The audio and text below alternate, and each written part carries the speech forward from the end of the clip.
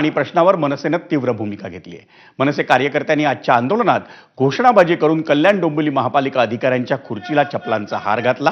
कल्याण डोंबिवली महापालिका अधिकाऱ्यांकडून पाणी पुरवठा सुरळीत करण्याबाबत वारंवार आश्वासन मिळूनही पाणी पुरवठ्यात सुधारणा झालेली नाही असा त्यांचा आरोप आहे।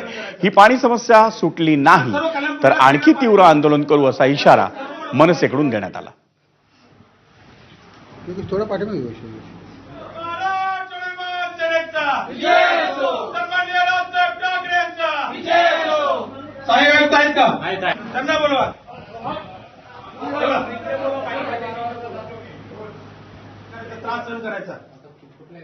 आज सर्व कल्याणपूरला सगळीकडे पाण्याचे बॉम्ब आहेत।